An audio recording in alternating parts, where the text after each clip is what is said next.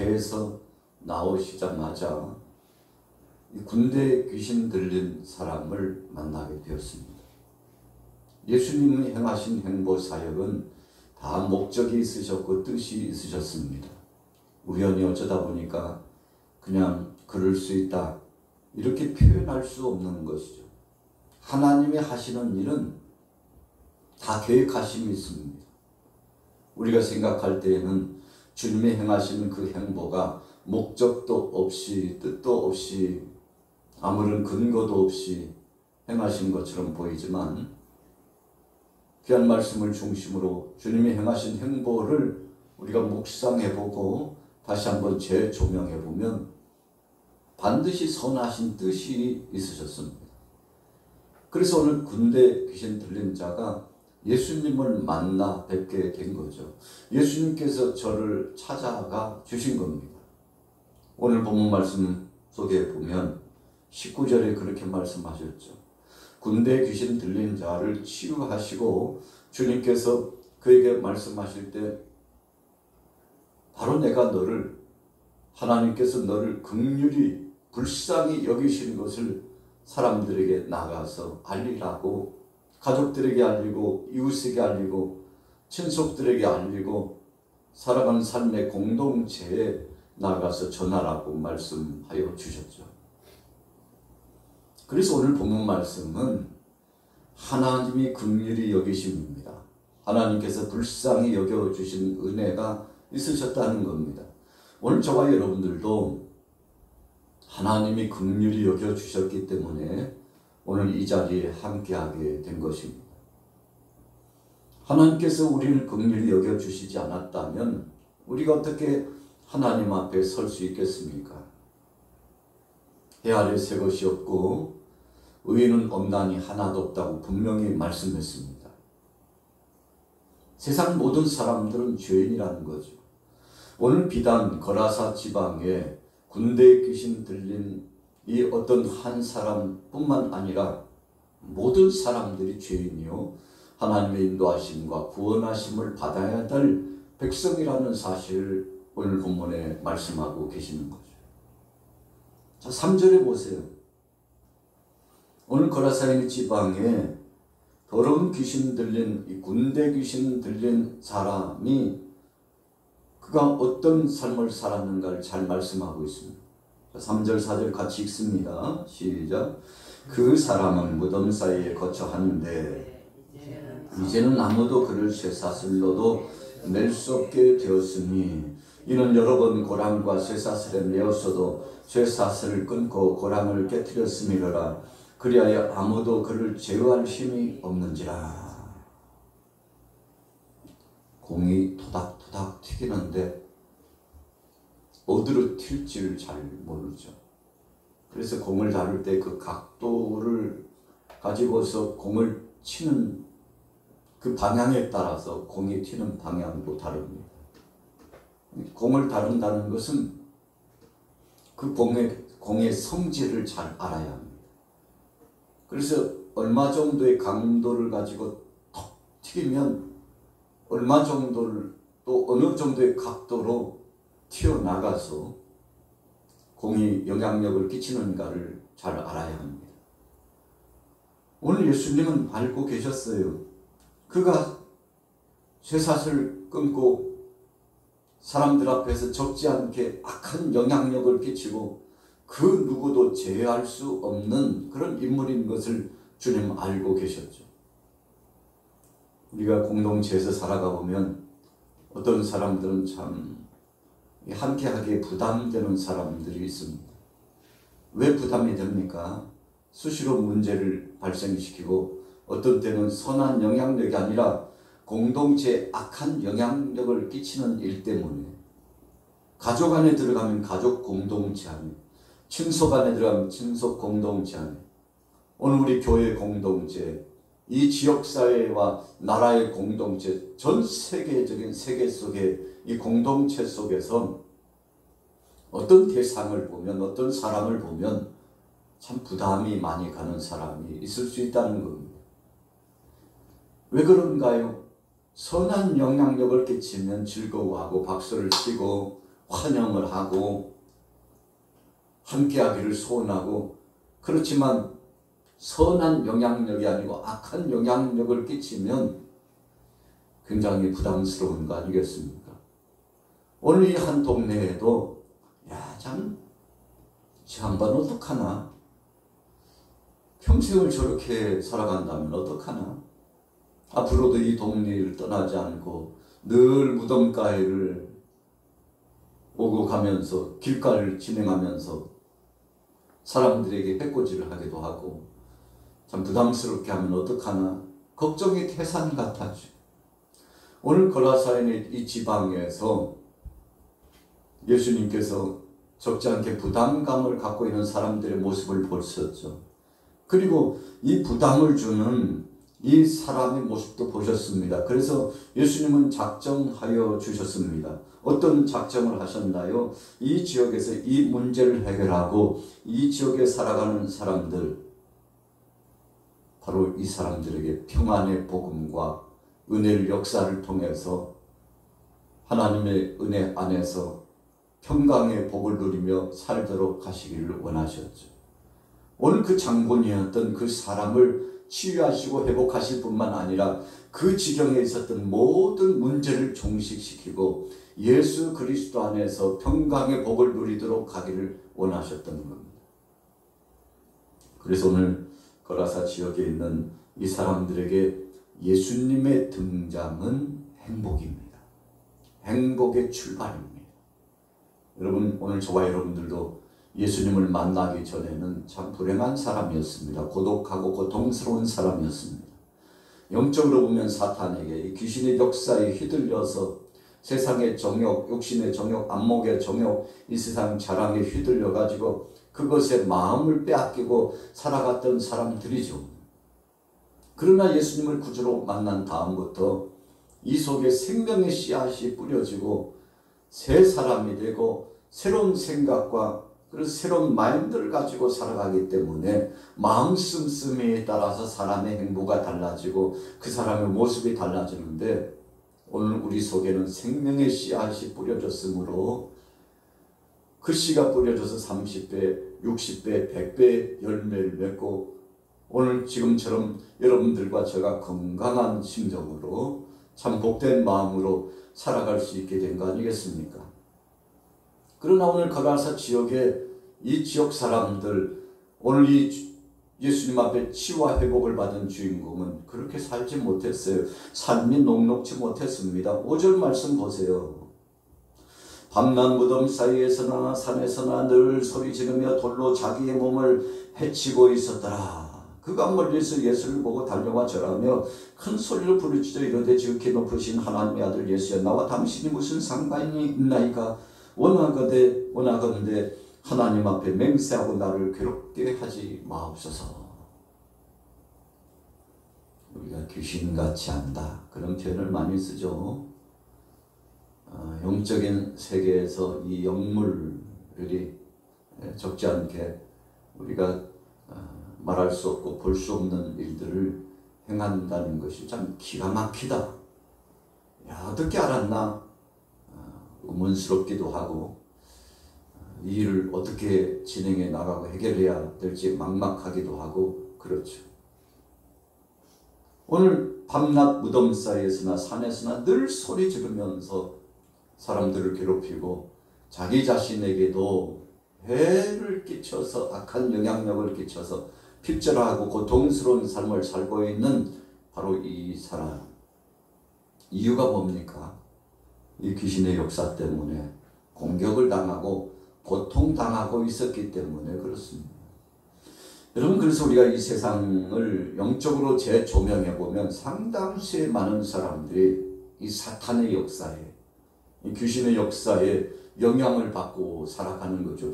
눈에 보이지 않지만 오늘 거라사 지방에 어떤 한 사람처럼 군대 귀신 들려서 고통당하는 것처럼 세상에 많고 많은 사람들이 정상적으로 살아가는 것 같지만 영적으로 정신적으로 짓눌려 가지고 고통을 당하는 사람들이 굉장히 많습니다. 그러나 우리 믿음의 사람들은 예수 그리스도 안에서 바로 그런 사람들을 그냥 묵인하고 무관심하고 지날 수 없죠. 왜 그런가요? 우리는 빛의 자녀이기 때문에.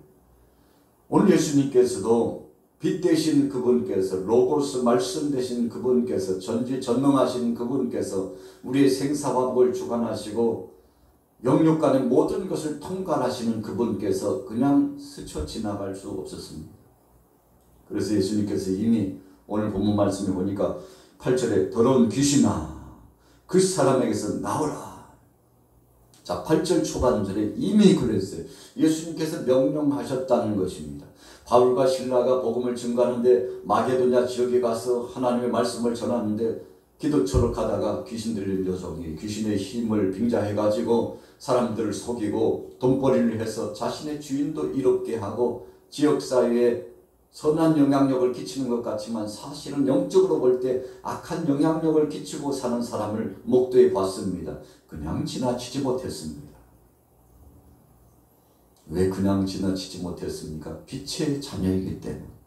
복음을 붙잡은 사람은, 하나님의 말씀을 붙잡은 사람은 악한 권세들을 축출하고 어둠의 세력을 물리치고 하나님의 영광을 드러내면서 찬송하며 하나님의 뜻대로 살 수 있도록 그런 선한 영향력을 끼치며 살아야 되는 것이기 때문에 그렇죠. 자, 본문에 보세요. 오늘 귀신의 역사가 예수님 앞에 간절히 항변합니다. 9절 이에 물으시되 내 이름이 무엇이냐 이르되 내 이름은 군대니 우리가 많음이니이다 하고 자기를 그 지방에서 내보내지 마시기를 간구하더니. 여러분, 귀신의 역사들은 그 자리에 계속 머무르기를 원합니다. 때로는 사람들의 속에 그대로 머무르기를 원합니다. 그 지역에 머물러 있기를 원합니다. 그래서 마치 자기들이 하나님인 것처럼 자기들이 어떤 권세를 나타내서 영향력을 끼치고 좌지우지 할 수 있는 것인 것처럼 그렇게 사람들을 괴롭히면서 자신들의 그 권위를 나타내려고 하죠. 그래서 오늘 예수님께서 돼지떼를 향하여서 들어가도록 허락하셨는데 돼지떼가 2,000마리나 물속에 들어가서 몰사있잖아요. 그래서 네 정체가 무엇이냐? 예수님 물으니까 군대입니다. 그랬어요. 한둘이 아니라는 거죠. 여러분, 그래서 이 사람의 형편이 얼마나 힘겨운지 처음에 정상적이었을 때하고 이 악한 귀신이 때로 들어갔을 때하고 그 형편과 그 삶이 달랐어요. 그렇기 때문에 오늘 저와 여러분들도 성령 안에서 하나님의 은혜에 사로잡혀 성령의 역사를 통해서 선한 영향력을 받으면 그런 선한 영향력을 끼치며 살 것이요. 그러나 악한 귀신의 역사, 사탄의 영향력을 받고 우리가 마음을 빼앗기고 우리의 삶의 송두리 채 하나님의 주권 아래 있지 않고 악한 권세의 그 권위 안에 있으면 여러분 그 지배 안에서 고통을 당할 수밖에 없는 것이죠. 오늘 그러나 거라사 지방에 어떤 한 사람 군대 귀신 들렸던 사람은 예수님 만남으로 예수님께서 이 약한 귀신의 역사를 쫓아내 주시고 저를 자유롭게 하고 해방시켜 주셨는데 하나님의 긍휼하심을 받은 은혜가 얼마나 큰 것인가를 우리가 다시 한번 절감할 수 있는 대목이죠. 여러분, 그래서 우리는 하루하루를 살아가면서 하나님의 은혜에 힘입어 살아갑니다. 내 힘대로 그냥 내가 어쩌다 보니까 이럭저럭 힘을 써서 살아가는 것 같고 지혜를 써서 삶의 어려움을 극복해 나가는 것 같지만 하나님이 도와주시고 계시다는 것입니다. 일순간 일거수일투족을 하나님이 도와주셨다는 겁니다. 자, 보세요. 15절 말씀 같이 읽습니다. 15절 시작. 예수께 이르러 그 귀신 들렸던 자 곧 군대 귀신 집혔던 자가 옷을 입고 정신이 온전하여 앉은 것을 보고 두려워하더라. 이에 귀신 들렸던 자가 당한 것과 돼지를 본 자들이 그들에게 알리매 그들이 예수께 그 지방에서 떠나시기를 간구하더라. 영적인 세계의 역사와 그 은혜를 맛본 사람은 하나님 앞에 감사하고 그 은혜를 사모하고 온전하게 되었다는 것, 삶의 범주 가운데 해방의 감격을 주신 그 주님의 은혜를 감사하면서 계속 누리기를 소원해야 되는데, 이 거라사 지방의 사람들은 강팍했습니다. 기적의 역사를 보고 귀신의 역사를 축출해 주시고 능력과 권세와 은혜로 긍휼히 여겨주신 주님의 그 사랑과 은혜에 감사하기보다는 예수님 우리 동네를 떠나주세요. 예수님이 여기 계시니까 참 희한한 일들이 많이 일어나는데, 여러분 인간적으로 볼 때 득보다는 실이 더 많다고 생각한 겁니다. 참 안타까운 자들이죠. 오히려 예수님을 환영하고 주님 우리에게 더 귀한 말씀을 주시옵소서. 우리에게 치료와 회복을 주시옵소서. 이 동네에 더 머물러 주옵소서. 주님 여기 계속 계시면 안 됩니까? 오늘 예수님을 통해서 은혜를 받고 치유함을 받았던 어떤 한 사람이 예수님 앞에 소원하잖아요. 주님 함께 하시면 안 됩니까? 저와 주님과 함께 동행하면 안 되겠습니까? 두 가지 뜻이 있어요. 첫째는 이 동네에 여기 머물러 주시면 안 됩니까? 또 한 가지는 주님, 제가 주님과 동행하면서 함께 사역을 진행하고 주님의 조력자로서 동역자로서 함께하면 안 되겠습니까? 이런 두 가지 의미인데, 오늘 본문의 말씀을 재반적으로 볼 때에는 예수님께서 떠나주시기를 원하는 그런 생각이 더 컸다는 거죠. 적어도 이 거라사 지방의 사람들은 그랬다는 것입니다. 여러분, 주님을 환영하고 주님 앞에 영광 돌리면 그 삶이 지속적으로 달라지고 변화를 경험할 텐데, 영적인 가치와 그 은혜를 알지 못하는 사람들은 그렇게 행동할 수밖에 없는 거죠. 여러분, 그래서 우리가 세상에 나가서 믿음 없는 사람들이 말하는 그 말과 행보를 보면 참 한심할 때가 굉장히 많습니다. 믿지 않는 사람들은 우리 믿음의 사람들을 보면 이해가 안 되겠죠. 어떻게 저렇게 사나? 무슨 재미로 사나? 참 나 같으면 한 달도 못 지나고 1년도 못 버틸 텐데. 여러분, 영이 다르고 생각이 다르기 때문에 그렇습니다. 우리가 볼 때는 믿지 않는 사람이 참 한심합니다. 어떻게 저런 삶을 계속 살아가나? 악한 권세의 지배함을 받고 영적으로 쇠잔하고 삶이 핍절한 삶을 살아가는데 참 측은지심이 생기죠. 그 영혼을 불쌍히 여기고 계속 중보 기도하고 복음을 전해서 주님 앞에 돌아오기를 우리가 전하는 거 아니겠습니까? 자, 17절로 넘어가 봅니다. 그들이 예수께 그 지방에서 떠나시기를 간구하더라. 예수께서 배에 오르실 때 귀신 들렸던 사람이 함께 있기를 간구하였으나 허락지 아니하시고 그에게 이르시되 집으로 돌아가 주께서 네게 어떻게 큰 일을 행하사 너를 불쌍히 여기시는 것을 네 가족에게 아니라 하시니. 사명이 있습니다. 여러분, 우리가 복음을 먼저 받은 사명은 우리 가족에게, 사랑하는 자녀들에게, 가족 일원들에게 복음을 전하고 예수님이 그리스도임을, 세상에 그 어떤 것보다도 주님을 모시는 삶이 가장 행복한 삶인 것을 전하라는 막중한 사명을 주신 겁니다. 그뿐입니까? 직장에서도, 생업의 현장, 사업장에서도, 이웃에게도, 심지어는 우리 대한민국 안에 뿐만 아니라 전 세계적으로 복음을 계속 전할 사명이죠. 오늘 이 한 사람이 예수님 따라가는 것보다도 자기 가정에 가가지고 그 지역에 가서 예수님을 통해서 치유와 회복을 받았고 그분은 메시아라고, 그분은 그리스도라고, 그분은 하나님이라고 전하는 것이 가장 중요한 것을 주님 그에게 말씀하여 주셨죠. 여러분, 자기 본분을 아는 것이 복된 것입니다. 자, 19절 중반절 보세요. 너를 불쌍히 여기신 것을 네가 가족에게 알리라 하시니 그가 가서 예수께서 자기에게 어떻게 큰 일을 행하셨는지를 대가볼리에 전파하니 모든 사람이 놀랍게 여기더라. 모든 사람이 경이롭게 여겼어요. 여러분, 그러나 참 신기하다. 이 정도로 끝나서는 안 됩니다. 그래서 기적을 소원하는 사람들은 기적을 맛보면 대단하네, 감탄사를 바라고 거기서 끝나요. 대부분 그렇습니다.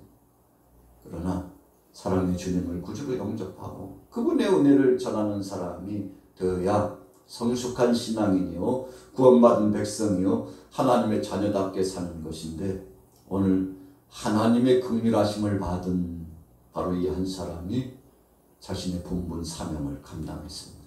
예수님이 나를 치유해 주셨다고, 그분이 나를 긍휼히 여겨주시고 하나님께서 은혜를 주셨다고. 여러분, 오늘 우리 하루 동안의 일상의 삶도 그렇게 되어야 합니다. 주님의 은혜로 삽니다. 주님 없이는 살 수 없어요.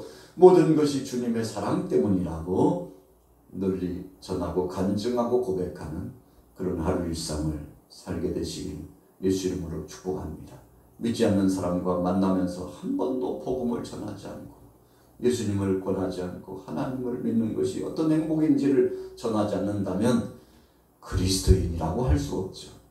여러분, 그래서 우리의 본분과 사명을 감당하는 오늘 하루 동안에 복된 삶 되시고 승리하게 되시기를 예수님의 이름으로 축원합니다.